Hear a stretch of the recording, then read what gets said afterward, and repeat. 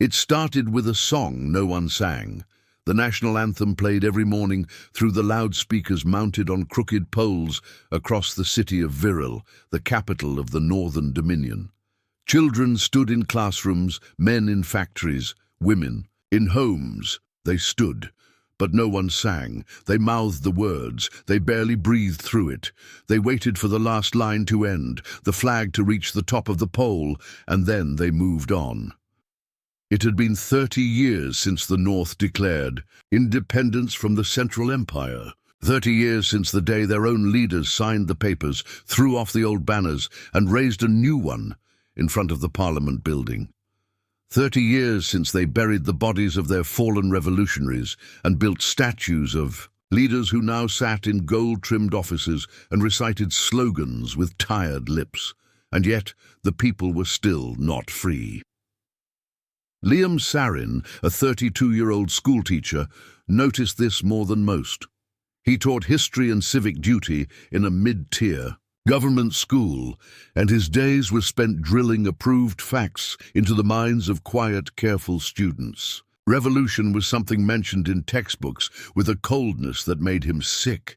The children memorized key dates, the names of fallen generals, the list of laws passed in the first 5 years of the Dominion's rule. But when he asked them, one day, why did we fight for independence? The classroom was dead silent. A girl in the front whispered, because it was tradition? A boy at the back snorted, because the Empire let us? No one laughed, no one objected. Liam said nothing for the rest of the period.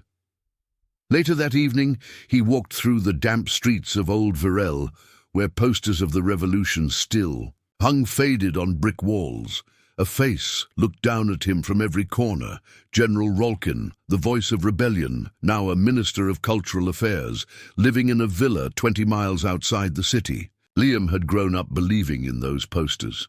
His father, a broken man with missing fingers and an empty stare, had marched in protests when the North was still under central rule. He remembered the stories, how they were beaten, how the Empire's enforcers broke bones like promises, how they burned the books and arrested the singers. But now the streets were clean, orderly, quiet. The people obeyed without needing force. The silence was worse than oppression. It was internalized defeat.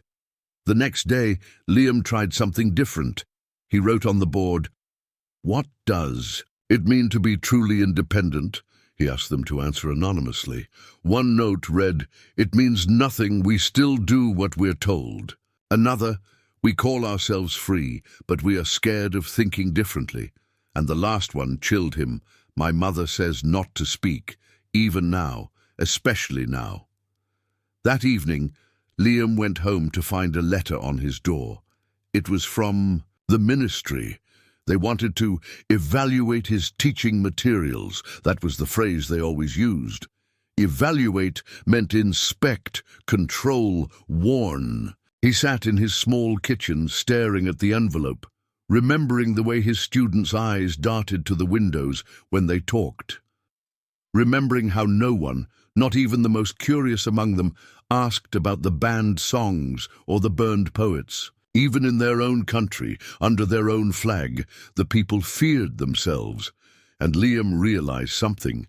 Independence wasn't given. It had to be believed. It had to be carried in the heart like a fire, not worn like a badge for bureaucrats to pin and polish. That night, he dug up an old box from his father's trunk. Inside were books, illegal ones, history rewritten before the ministry sanitized it, and at the bottom, a small cassette tape, faded, dusty, labeled "Voice of the People, Do Not Play." Liam placed it on the player. The static gave way to a woman's voice, raw, trembling, powerful. "They told us we were free, but we will never be free until we sing again, cry again, bleed again, for the right to speak our truth. Don't wait for permission, take it." He sat there in the dark, the city's silence pressing against the window, and for the first time in years, Liam felt something shift inside. A tiny crack, a whisper of a roar. He rewound the tape and played it again. Liam kept the tape running until dawn.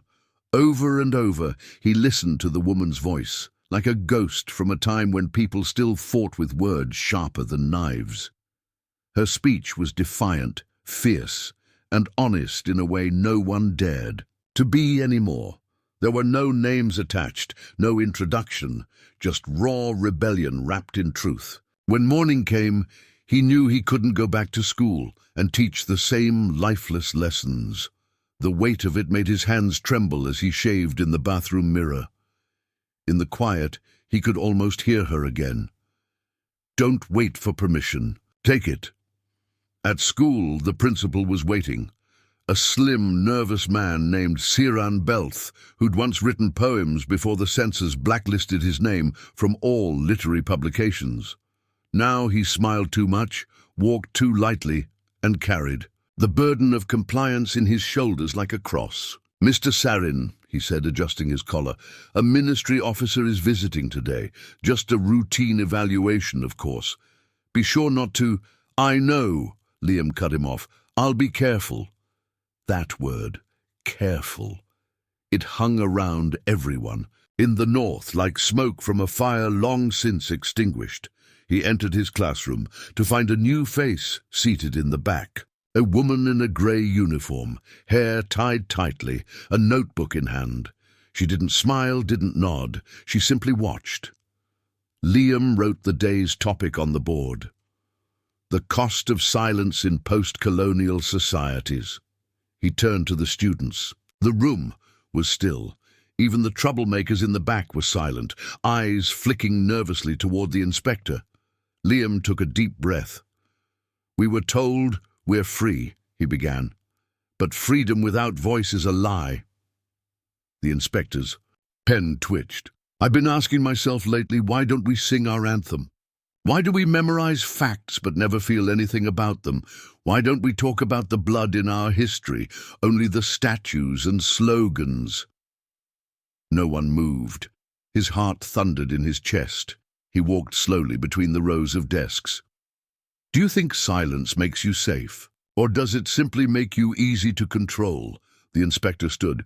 "I believe this line of teaching is outside the approved syllabus," she said calmly. Liam turned to her. "So was our revolution once.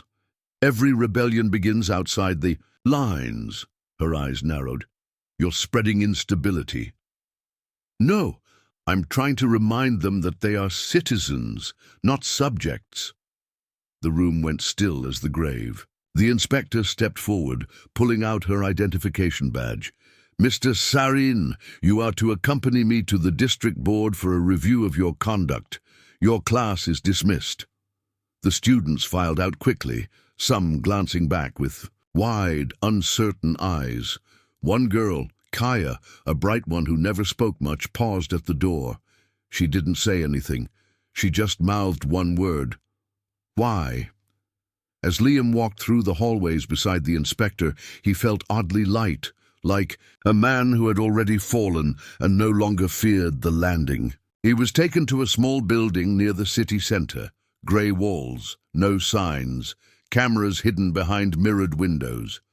Inside, they placed him in a room with no windows and asked him to wait. He wasn't sure how long he sat there. Hours, maybe. Then a man entered. Late 50s, suit too crisp, too deliberate. His smile was sterile. "You're not being arrested, Mr. Sarin," the man said. "You're simply being redirected." Redirected. Re-educated, perhaps. To align your passions more constructively. Liam laughed, a bitter, hard laugh that filled the tiny room. "You mean broken?" The man didn't flinch. "You should know your class has been reassigned. You won't be returning to the school." Liam leaned back. "So what now? A camp? A cell? You'll silence me like the rest?" "No," the man said. "We're not the Empire. We're your own government. You silence yourselves." That line hit him harder than anything. It was the truth, the most terrifying kind. The war had ended long ago, but the people had never put down their chains. They'd learned to love them. That night, Liam wasn't taken home. He was placed in a monitored housing facility on the outskirts of Virel. No visitors, no communication. But he still had the tape, hidden in his coat lining. The woman's voice was all he had now, and as he lay on the stiff mattress staring at the blank ceiling, he whispered the final line along with her. "Don't wait for permission, take it." And he would. He had to. The weeks passed slowly inside the government's housing facility. Liam wasn't beaten. He wasn't interrogated. No one shouted at him or locked him in chains. No, the system was far more elegant now, cleaner, quieter. The walls were white. The meals were punctual, and the surveillance cameras blinked like bored gods watching over him.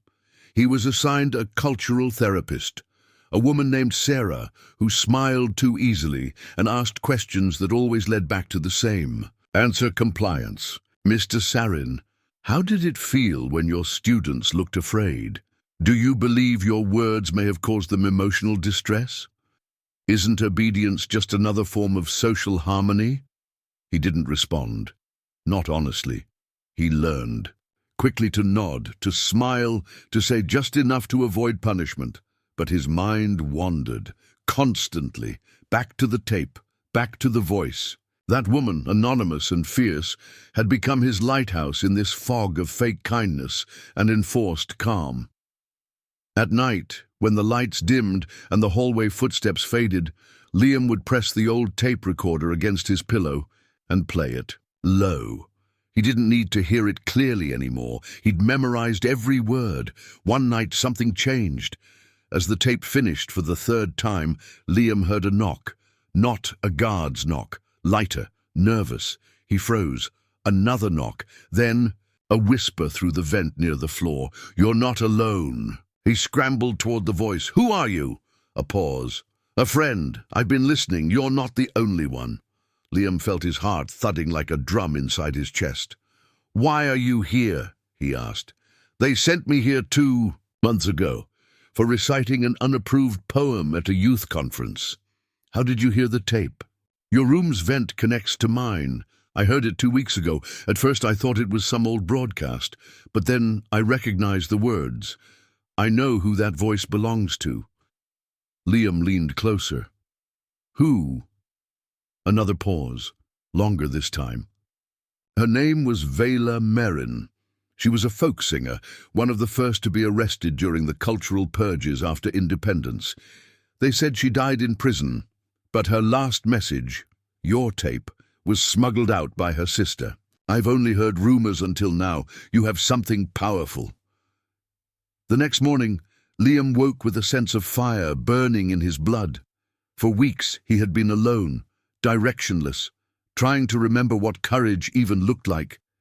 Now he had a name, a piece of history they tried to bury, and a new thought crept into his mind. This tape wasn't meant to die in silence. It was meant to ignite something. He needed to get it out. He started small. During his next therapy session with Sarah, he asked for a notebook. "To write my reflections," he said, smiling like a good little citizen. She approved the request.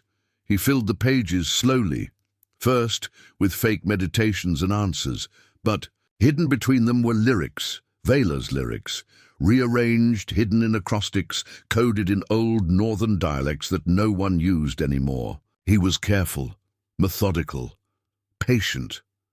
1 week later, during the communal meal hour, he noticed a young janitor emptying trays. The man wore a standard grey uniform, eyes downcast, but there was a flash in his movements, a spark of defiance just barely buried. Liam approached the tray window and slid his notebook under a used napkin. The janitor took it without a word. That night, another knock came. Same voice. "It's spreading." Liam smiled. Over the next few days, things moved, faster than he expected. Notes were passed through vents, words etched on the back of trays, old songs hummed quietly during morning routines. The guards didn't notice, or maybe they didn't care. Maybe they were tired too. Then one night everything broke. The facility alarms blared, red lights flashed across the white halls. Liam jumped from bed as heavy boots stormed the hallway. Through the vent, he heard his whispering friend shout, "They found the tape!" He stuffed it under his mattress just as the door burst open. 3 officers, no words, just force. They dragged him out, down the hall, into a transport van. The ride was silent except for the hum of the engine. Liam's mind raced. Where were they taking him? What would they do now? But strangely, fear wasn't the only thing in his chest. There was something else, a smile creeping up from somewhere deep, like a secret he'd already shared too many times to be erased. They could take him, but the song was already out, and the North had finally started to sing again. The ride was long and winding, through dark roads Liam didn't recognize. The windows of the van were blacked out. No one spoke. The guards didn't even glance at him.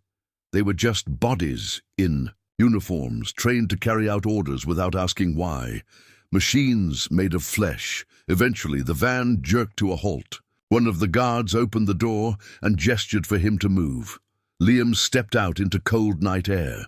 The landscape around him was barren. Dry hills, concrete fencing, metal towers that reached toward the stars like bony fingers. It wasn't a facility anymore. It was a compound, a new place, and something told him it was meant to be permanent. They took him inside a building marked only with the number 42C, down long, silent corridors. The walls here weren't white. They were gunmetal grey. There were no clocks, no windows, just the buzz of power running through wires hidden behind steel. A man greeted him inside a glass-walled office. Middle-aged, bald, eyes sharp, like broken glass. "You are Mr. Sarin," he said. Not a question, a confirmation. "Yes, I am Director Voss. You're here under Directive 11.7, Mental Reconfiguration for Persistent Subversion." Liam didn't blink. "That's quite a mouthful, for you said something we didn't like." Voss smirked.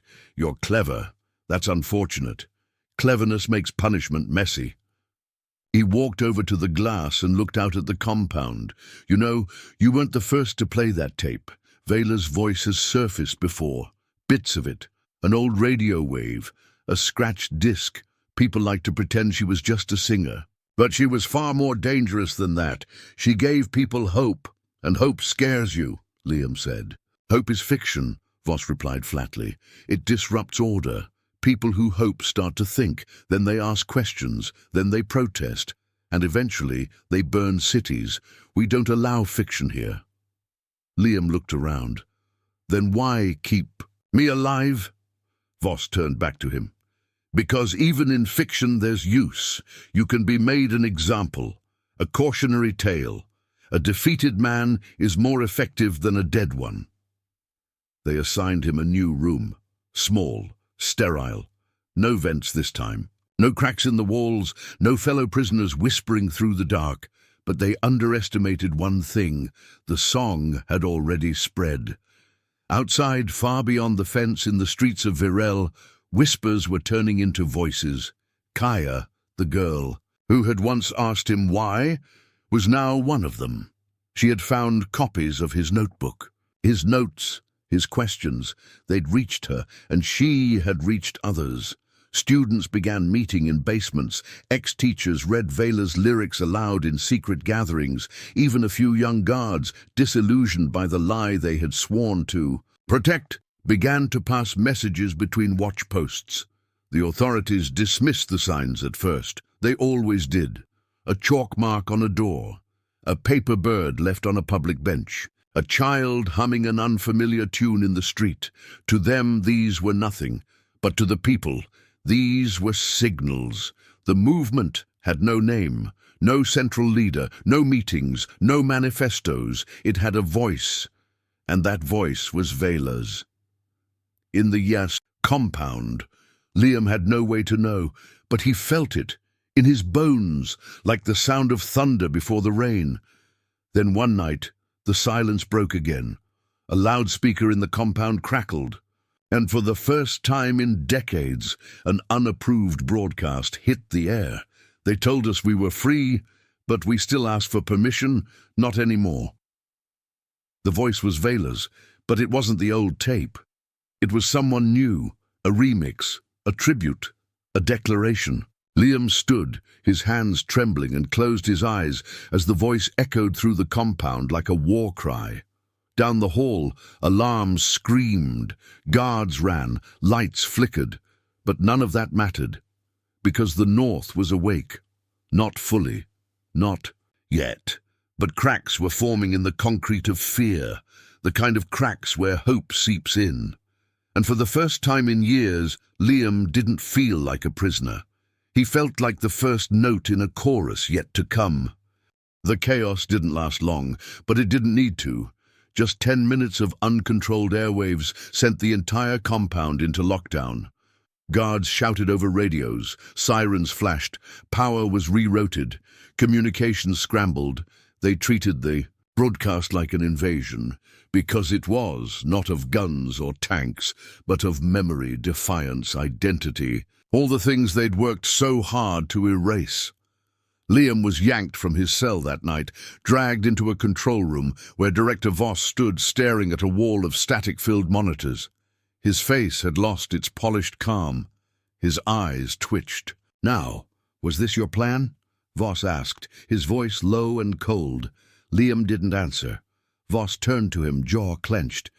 "We traced the signal to 3 locations in Virel, all destroyed now." The voice was cloned, modulated, but clearly based on the same tape. That damn woman's voice again. "You can't kill a voice," Liam said, almost gently. "You can kill those who carry it." Voss raised a hand, but before the guards could respond, another alarm blared. Not a drill, not a test, something real. A junior officer rushed in, breathless. "Sir, there's a protest outside the Northern Broadcasting Tower. Hundreds, maybe more." Voss's face twisted. "Tell the police to contain it." "They're already trying." "But sir, they're singing." The room went still. "Singing what?" The officer hesitated. "The old anthem, the original, the one from the Revolution." Voss stared at Liam like he'd summoned a ghost. "Get him out of here," he snapped, but Liam was already smiling. A broken, bruised man in a grey prison shirt, but smiling like a man who'd won something deeper than freedom. He'd reminded his people who they were. In Virel, thousands gathered.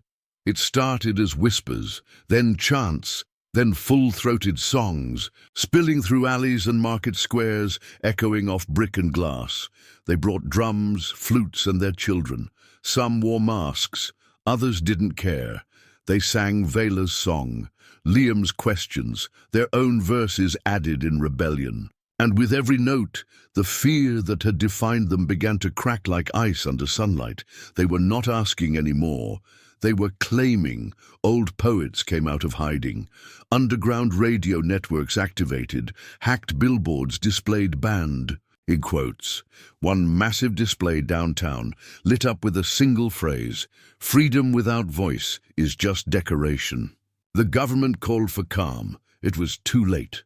Police stations refused orders. Soldiers turned their backs. Censorship teams quit en masse. And deep inside Compound 42C, Liam Sarin was quietly removed from his cell during a late shift change. They tried to disappear him. No record, no explanation. Standard protocol. But the guards who took him weren't the usual ones. They were younger, eyes fierce, silent but steady.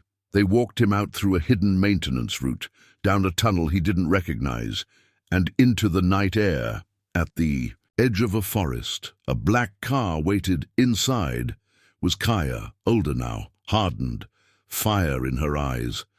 "We thought you might want to see what you started," she said. Liam climbed in, dazed. As they drove back toward Virel, the roads were lit not by street lamps, but by bonfires. People stood by the thousands. In fields, on rooftops, on bridges, singing, not in unison, not always in tune, but with conviction. The same conviction that had once lived in the blood of rebels now ran through their descendants. Liam didn't return to teaching, not in the old way. He traveled instead from village to town, reading banned verses and playing the tape. People called him the keeper now, but he always corrected them. "I'm not the keeper," he'd say. "You are." And they understood, because now, in the North, no one asked for permission to speak. They just spoke. They remembered. They resisted. And for the first time since the papers were signed and the flag was raised, the North was truly free.